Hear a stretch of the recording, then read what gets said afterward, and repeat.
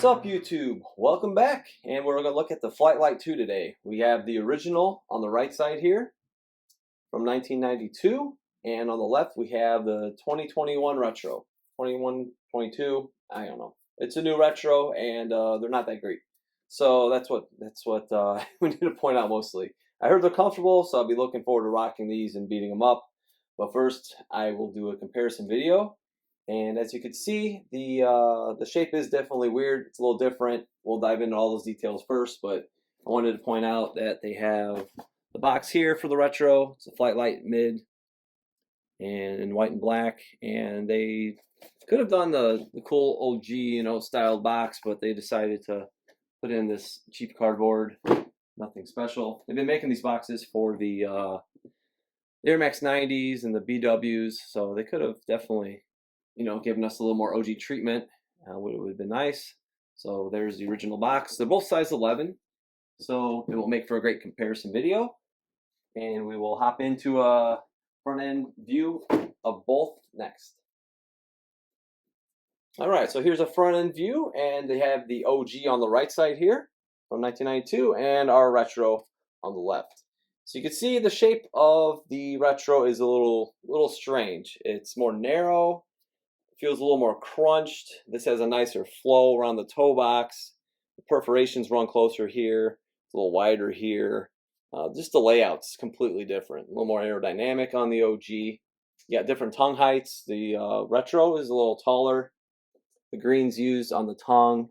You can see this patch is a little larger, the flight patch, than say this one. But the heights are pretty identical. Size 11. That's the one thing. Usually the retros run larger, like a bigger shoe. And here, these look pretty close. Size 11's pretty close on both. Quality of leather, I mean, it's not there. You could see it's like cardboard, like this big ass crease here. Just looks really odd.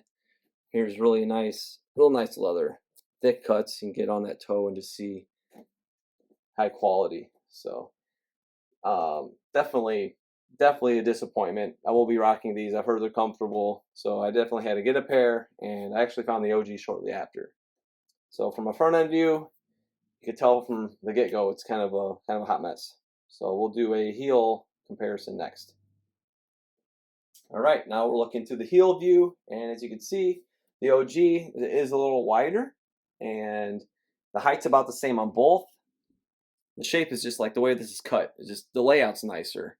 It's more centered. The Nike, this one's a little more elevated. Midsole, everything just flows nicer on the OG. The padding around the ankle, it's pretty much the same. This is oxidized a little bit over time, give it a nice look. The lining here, you can see it's a little more tighter graphics. You could say this is a little larger. It's a little softer too. This is just a tad softer. It's pretty close. Almost more cotton-like, you could say. This is more maybe nylon. Is what I'm thinking. Tongue tags, we have 11-191, and here we have your Nike tag with production dates from 3/30/21, 6/7/21. So yeah, I picked these up in 2022. Retro did come out last year, and more retros are coming out, and they have gotten a little better. They had the Scottie Pippen release. The leather's a little better on these. I grabbed those. I still need to get the Aqua Plums, but it is good to grab these just to rock for sure. We've been waiting on these from Nike for a very long time, so to get this original colorway, but just wish the quality was there a little better. So what would you kind of do? If you come over the top, you can see the nicer shape. Look at this, the way the curve around, and you can just see that it's got a better cut to it, thicker cut, and this is really weird. Like this has a flow with the perforations, everything. Just the shape coming down the shoe. This is just, even the way it's shaped is really strange. The way it's kind of molded together. So just not a great release. I'm curious how they're gonna look after I wear them for a month or so, because they're definitely strange. But I heard the cushioning's in them. It's very good. So good enough for that. But yeah, compared to the OG, it's like day and night. OG or bust. All right, so here's our heel-to-heel shot, and as you can see, I think the most noticeable thing is definitely the slope and the swoosh. It's a little more long, just a better flow to the whole shoe. They're about the same height, except for the tongue on the retro again is higher. Just the paneling cut. I mean, this looks larger. This is kind of cut short. Everything laid out is just completely different. The stitching kind of pops here more. You know why? Because you got thicker leather, so it gives it more dimension. This is just kind of flat, and then you get that weird shape. It's a beautiful toe box. Midsoles are pretty close. It's nothing crazy. I know there's some difference in, you know, some of the shape. The Flight is definitely larger. You can see here. But yeah, it's kind of a simple midsole. So unless you're really digging, you'll notice like a few variations difference. But ankle bubble here, definitely more definition here compared to this. Is kind of, it kind of flows into it. It's not as defined, and the perforations go up pretty high, kind of on the curve. They do here as well, but they just have, you know, again, it's just a different flow, a different aesthetic that the original has. The definition you see here compared to here is like, bam, pops out really nice.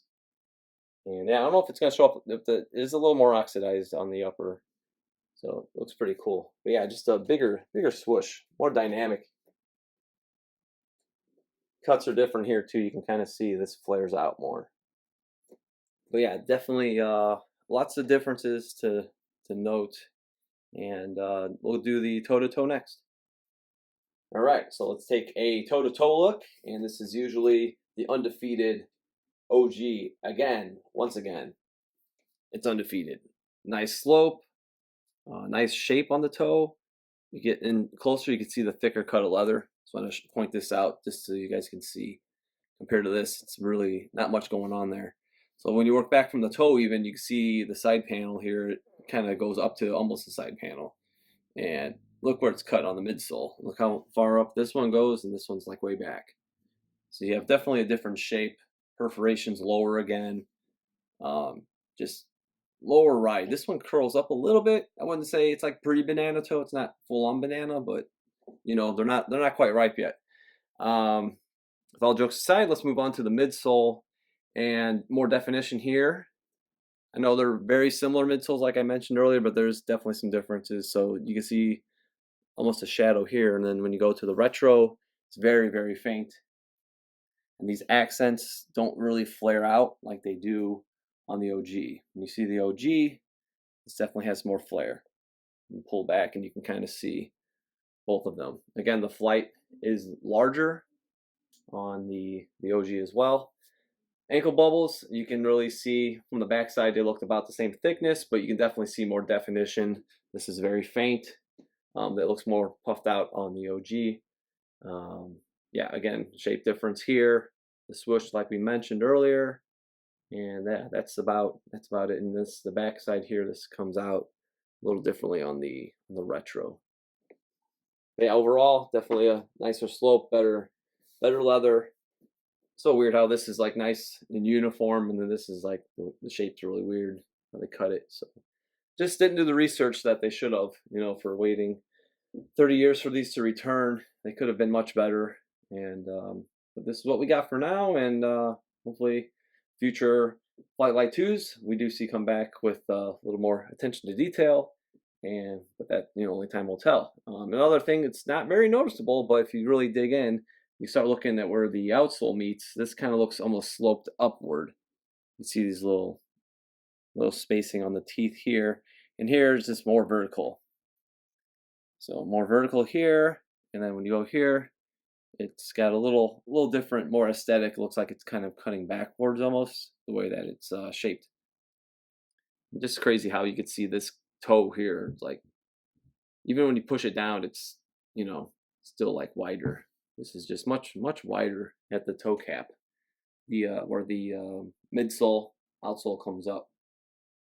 So yeah, looking forward to rocking these, but definitely much room for improvement.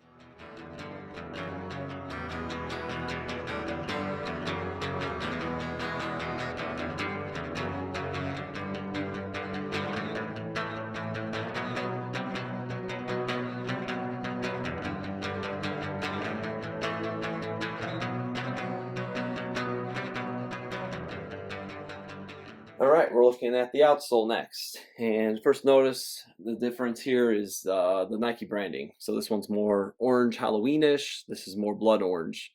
A little wider font, a little more bold. This is a little skinnier. Kind of reminds me of the Air Jordan 6 when they did the black infrared and it was kind of a thinned out font. And then the Carmine, they actually got much better. So that's this kind of thinner font. It's really weird because like when we had them on the table, you guys can see that the shoes, they look pretty identical in length, you know, in the build, like the upper is built. But when you look at the outsole now and the midsole, like usual, the OG is, you know, a little shorter, but you could see that the retro is definitely taller. So it's like almost like a bigger build, like on the outsole and midsole itself. There's definitely a difference there. Definitely a higher, you know, longer cut, I should say. So it's kind of strange that they're not really sized up, you know, the same from the outsole and midsole. But yeah, just a few minor differences besides that, like larger. But everything else is pretty consistent. Very little difference, you could say, between a little oxidation on the OG. The tread pretty much looks on point for the most part. And yeah, the shape is a little different. Like I pointed out in the Air Jordan 11, how like look kind of flat almost. This is, I don't know if it'll show up on camera. If we tilt it, this kind of looks kind of like it indents almost, like at the back heel. Hopefully that's still comfortable to walk in. But this looks more, you know, filled out, you could say. But yeah, it's pretty close. Just the molding of how they made the OGs. They're usually a little more refined and shaped a little better from the outsole to every, you know, the upper and every detail. So we kind of see that again here. But yeah, the retro doesn't look bad, you know, from the bottom, but yeah, it's definitely larger, which is kind of weird from the build from the upper. So that does that aspect, and we'll have a little overview coming up. All right, so here they are, the Flight Lite white and black OG from 1992, and we have the 2021 or 22, like I bought them this year. So here's this kind of overview. I hope you guys enjoyed this video. Hope it kind of opened up your eyes to where hopefully Nike makes some more improvements if we keep begging them to. Some retros, they do great. You know, the Air Max 90s, the BWs. Some retro Jordans have been great. Recently, some are misses, some are hits. So just to see some consistency and a little more research done would be nice. And this model definitely deserves it. So you guys can subscribe. You can like this video. You follow me at OG or Bust on Instagram. And have a wonderful flight day.